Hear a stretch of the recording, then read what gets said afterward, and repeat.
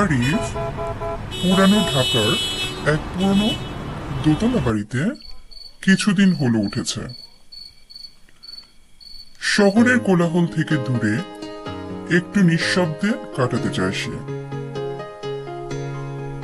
রাতে হঠাৎ একদিন কারেন্ট চলে যায়।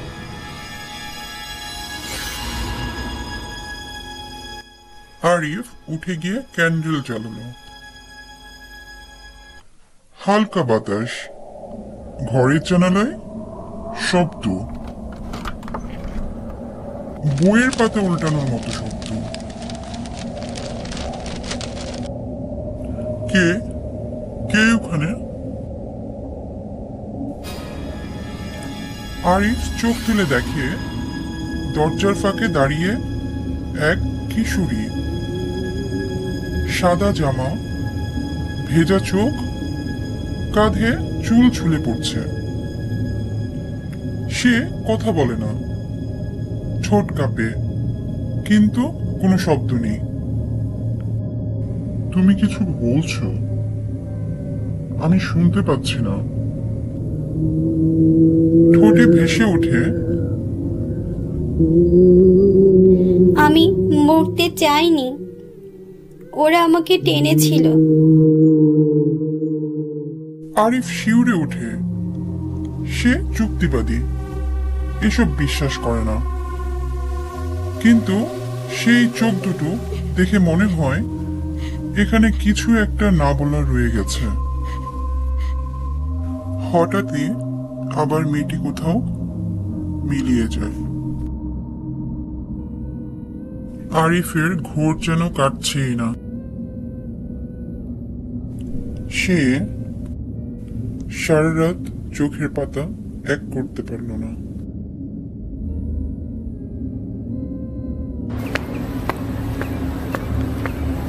পরের দিন আরিফ এলাকার কিছু মানুষের সঙ্গে কথা বলে।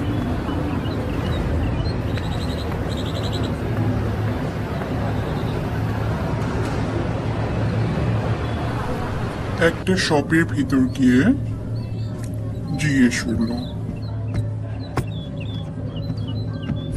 চাচা, এই বাড়িটা নিয়ে কিছু জানেন? আগে কে থাকতো? এক দোকানদার বলে, তুমি যেখানে উঠেছো ওইখানে একটা মেয়ে থাকতো, নাম ছিল রুবি।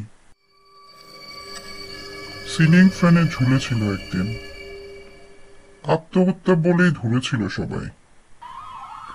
পরে পুলিশ রিপোর্ট খুঁজে পায়, নাম রুবিনা আহমেদ, বয়স 17, মৃত্যু সিলিং ফ্যান ঝুলন্ত অবস্থায়। রায় আত্মহত্যা, মোবাইল ফোন খুঁজে পাওয়া যায়নি। কিন্তু আরিফের মাথায় ঘুরছে ওই এক লাইন, আমি মরতে চাইনি। কিন্তু যদি না হয়? মানে বাড়ির ভেতরে কিছু আছে, যেন কিছু বলার চেষ্টা করছে। আরিফ একদিন এক বৃদ্ধা মহিলার কাছে রুবির কিছু পুরনো বই এবং একটি পুরনো মোবাইল খুঁজে পায়। ওর মোবাইলটা কেউ খুঁজে পায়নি, কিন্তু আমি ওটা লুকিয়ে রেখেছিলাম। ধন্যবাদ খালা, যদি কিছু লুকানো থেকে থাকে আমি খুঁজে বের করব। মোবাইলে কিছু ডিলিট হওয়া ছবি রিকভার করে, 3টি অস্পষ্ট ছবি। আরিফের চোখের সামনে যেন দৃশ্যগুলো ভেসে আসছে। ক্যামেরার কোণে রুবির হাত কাঁপছে, যেন গোপনে তোলা। 2জন যুবক একটা প্যাকেট নিচ্ছে একটি গাড়ি থেকে। ওখান থেকে একজন রুবির প্রেমিক বলে সন্দেহ। আরিফ বুঝতে পারে রুবি কিছু দেখে ফেলেছিল। এমন কিছু যা তার জীবন বিপন্ন করেছিল।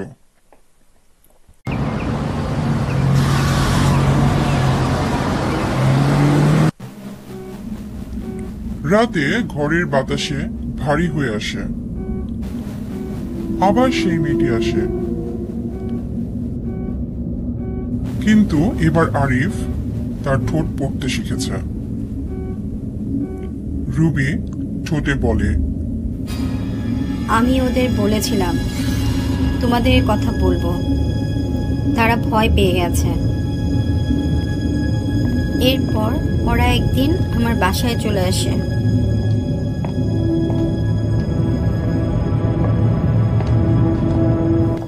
একজন আমার হাত ধরেছিল, আরেকজন দড়ি এনেছিল।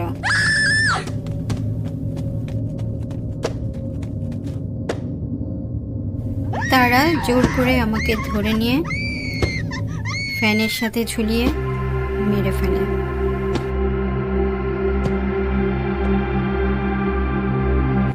রুবির চোখে শেষবারের মতো আতঙ্ক ভেসে ওঠে। আমি শুনেছি রুবি, তুমি চুপ করো না, এবার কেউ তোমার কথা শুনবে। আরিফ নিজে গিয়ে ঘটনাস্থল, ছাদ, ঘরের কাঠামো দেখে।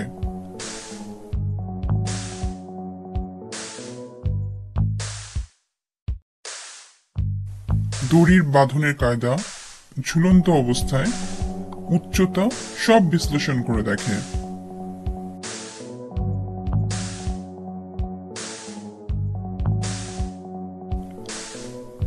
গলার দাগ সেলফ ইনফ্লিক্টেড নয়, ঘরের দরজায় জোরপূর্বক খোলা চিহ্ন।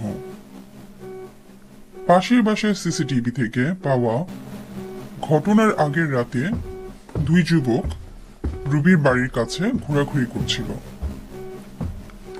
আরিফ খুঁজে বের করে রুবির প্রেমিকের নাম তানভীর। সে ও তার বন্ধু রেজওয়ান এলাকার বৃত্তশালী পরিবারের ছেলে।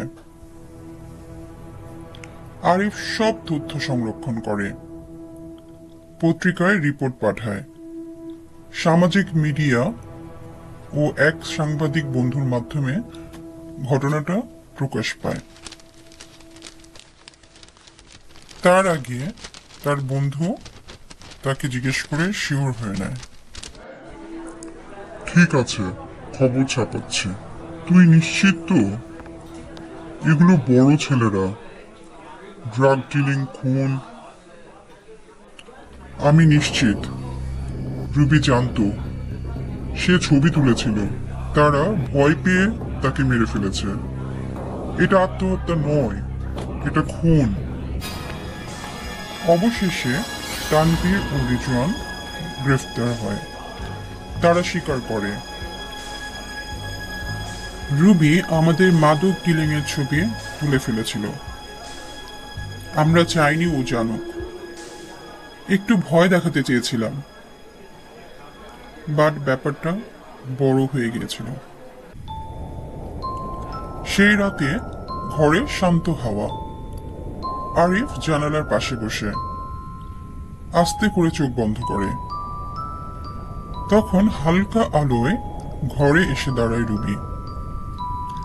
এবার তার মুখে ভয়ের বদলে প্রশান্তি। রুবি ঠোঁটে বলে, তুমি শুনেছিলে, তুমি বিশ্বাস করেছিলে, তুমি আমার শেষ শব্দ পৌঁছে দিয়েছিলে। এবার আমি যেতে পারি। সে ধীরে ধীরে মিলিয়ে যায়।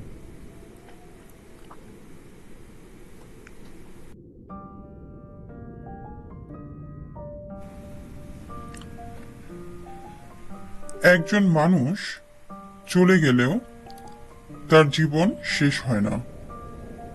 শেষ হয় না তার না বলা কথাগুলো।